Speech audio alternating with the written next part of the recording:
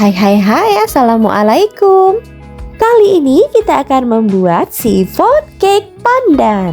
Rasanya enak dan lembut dengan wangi pandan yang tentunya wangi banget. Teksturnya lembut dan berpori halus. Oke, mari kita buat sama-sama. Kita memakai 7 butir kuning telur yang dipisahkan antara kuning dan putihnya ya. Oke, pertama-tama kita akan membuat adonan kuning telurnya dulu. Pertama, masukkan minyak sebanyak 80 ml dan 120 ml santan. Ini saya buat dari santan instan 65 ml ditambah dengan air. Kemudian tambahkan 7 butir kuning telur. Kemudian tinggal kita aduk sampai rata. Ingat ya, ini hanya diaduk. Aduknya pelan-pelan aja, jangan dikocok.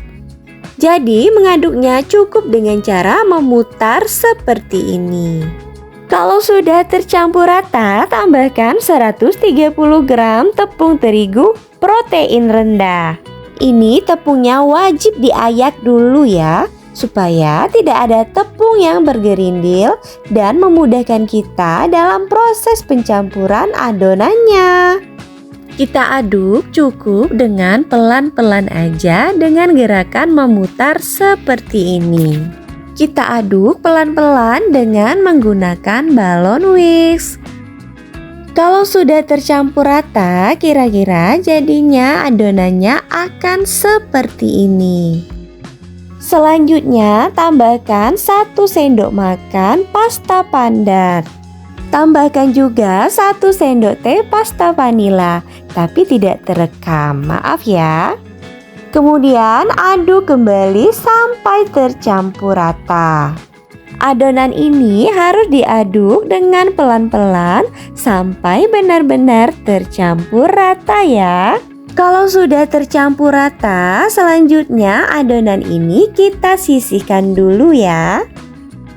Di wadah lain kita akan mixer 7 butir putih telur.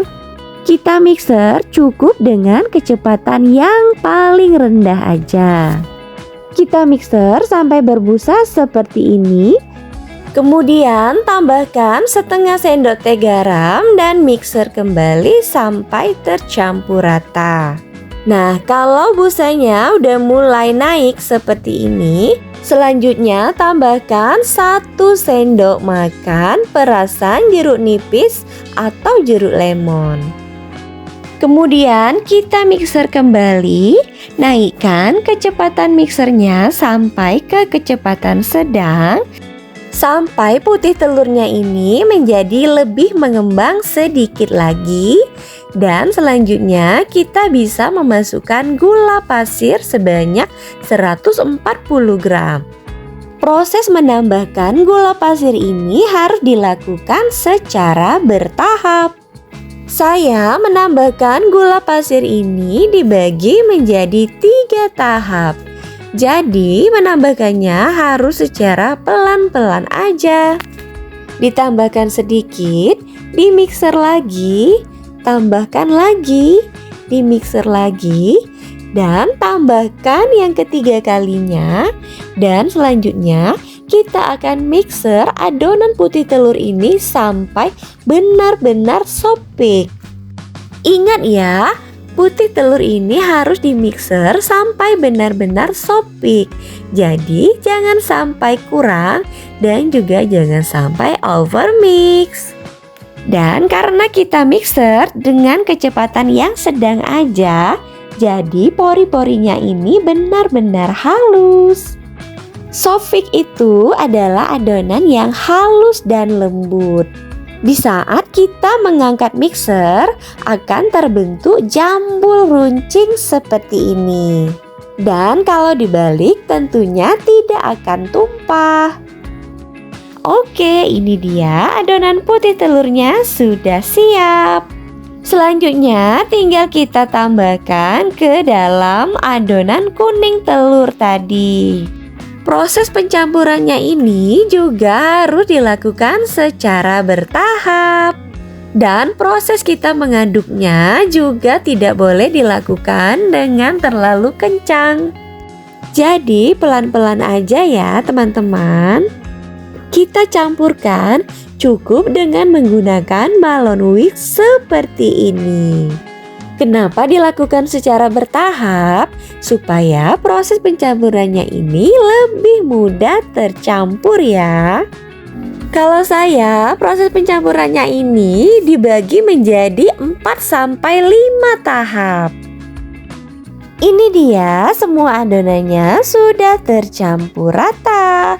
Untuk memastikan kalau adonannya ini benar-benar tercampur rata, kita harus pastikan lagi dan kita akan aduk dengan menggunakan spatula. Tuh kan, ternyata masih ada adonan yang belum tercampur rata dan mengendap di bagian bawah. Yang seperti ini nih yang akan membuat bolu kita menjadi bantet.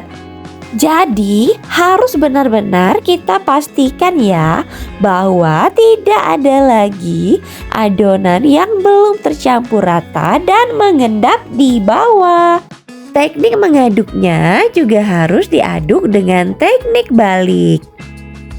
Oke, kalau adonannya sudah tercampur rata, ini adonannya siap untuk kita masukkan ke dalam loyang. Ini saya sudah siapkan loyang khusus chiffon cake dengan ukuran diameter 20 cm. Loyangnya jangan dioles apa-apa ya. Langsung aja kita tumpahkan adonannya tadi. Kemudian kita hentakkan untuk meratakan dan menghilangkan gelembung yang terperangkap. Atau bisa juga kita aduk seperti ini dengan menggunakan tusuk sate ya. Oke, ini dia chiffon cake-nya siap untuk kita panggang. Pertama, kita panggang dulu dengan suhu 200 derajat, api atas bawah selama 15 menit. Atau sesuaikan dengan oven masing-masing. Ini ovennya sebelumnya sudah kita panaskan dulu ya. Kalau sudah 15 menit, lanjut kita keluarkan chiffon cake-nya dari dalam oven. Kita keluarkan dan kita akan iris dengan menggunakan pisau yang tajam dan tipis. Kita cukup iris sampai seperti ini aja ya, dengan kedalaman kira-kira setengah sampai 1 cm. Saya mengirisnya menjadi 6 bagian seperti ini. Tapi bisa juga ya kalau mau 4 atau 8 bagian. Pokoknya sesuai dengan selera teman-teman aja. Kalau sudah diiris atasnya seperti ini, lanjut kita panggang kembali. Kita panggang selama 40 menit dengan suhu 150 derajat Celcius atau sesuaikan dengan oven masing-masing ya. Dan tada, ini dia chiffon cake-nya yang sudah matang. Dalam keadaan yang masih panas, langsung aja kita balik ya. Nah, seperti ini dan kita akan biarkan sampai menjadi dingin. Kalau sudah dingin, lanjut kita akan keluarkan chiffon cake-nya dari loyang. Bagian pinggir-pinggirnya kita sisir dengan menggunakan pisau yang tipis ya. Bagian tengahnya juga kita gunakan tusuk sate seperti ini. Oke, ini dia chiffon cake-nya udah jadi. Tuh, bisa dilihat kan bagaimana lembutnya chiffon cake yang kita buat kali ini. Dia berpori halus dan tentu aja sangat lentur. Terima kasih sudah menonton. Sampai jumpa di video selanjutnya. Bye-bye.